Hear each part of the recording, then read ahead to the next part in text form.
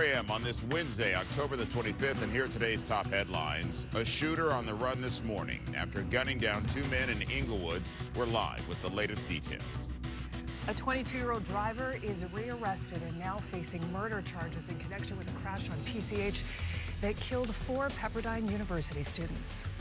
And possible flooding in store for California as experts predict another wet winter. What officials are now doing to get ready. Early edition of the Ktla Dt Morning News starts right now. Sprinkles? Up first, a little bit of sprinkles? Yeah. I got some too. Yeah, it's like mist. Very light, but yeah. Very light. In fact, you kind of had to look a little bit and say, wait, yeah. is that rain? Or is that enough to somebody ruin in your front car of me wash. with the, with the windshield wipers, and I'm just getting a little overspray. But yeah, there's some pockets of it. And this is what we anticipate for this morning and also tomorrow morning. We'll see a cool down. It was a beautiful day yesterday, beautiful fall day. You could feel it getting a little cooler, look at that. Late in the afternoon, we started to see that breeze start to pick up, that cooler breeze. A couple of things of note. Yes, we have that drizzle out there that we were talking about. We're going to be cloudy today.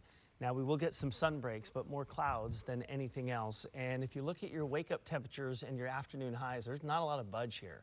So if we're waking up at 65 along the coast and looking for a high of 69, we're not looking at a big warm-up, which tells us that we're going to see clouds pretty much throughout the day. Now, in the high desert, you'll be far enough away, you won't see a lot of cloud coverage, so you're going to see those extremes between the high and the low a little bit bigger there. It looks like 12 degrees warmer than your current temperatures. So cloudy, cool, and at times some light drizzle out there this morning. And we're going to do that again tomorrow as well. We'll talk more about today and tomorrow and the rest of the week in just a few minutes. We'll send it over to you for now. Yeah, all that can be a factor for your drive, so something that you have to be prepared for. I have a lot of notes because we actually have these 2 working siglets, and both of them are pretty serious. So the 710 South at Anaheim Street, gosh, I was thinking that maybe the big rig driver almost made it to the port if that's his destination. So we know the 2 right lanes, the off-ramp, the East Anaheim Street on-ramp to the 710 South, all closed. We do have a time frame on this, possibly 8 o'clock, but the big rig that ended up crashing, it looks like it spilled its load of gravel, possibly.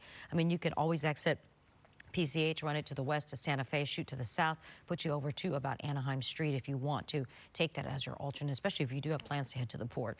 So our other siglet is actually going to go until further notice. So the one on the 710 till 8, this one until further notice. It was a little bit sad because I was like, oh no, this big rig, when it crashed, caught fire, is loaded up with pumpkins. That's right, pumpkins. So perhaps if they can salvage some of them. An offloading project happened at about 3 o'clock this morning, 5 South at Smoky Bear Road. They're in the process of shutting down the right lane. The off-ramp's already closed, and so that is a pretty big deal for the stretch of the 5 freeway. We're going to watch all these things, these 2 outstanding siglets on this Wednesday. I'll send it back to you guys. All right, Ginger, thank you. We begin with the latest from the Middle East. The United Nations says relief efforts across the Gaza Strip now in jeopardy as Israel increases attacks in the region. Officials with the UN's Relief and Works Agency saying they may be forced to end their operations by tonight if they do not get more fuel. Without fuel, the agency says they will be unable to pick up and distribute any incoming aid that enters Gaza. At least 600,000 people are sheltering at UN facilities. Israel argues that large amounts of fuel have been taken under the control of Hamas. Eric Spillman going to join us next hour with more details in a live report. Breaking news in Inglewood. One person is dead, another injured after a shooting.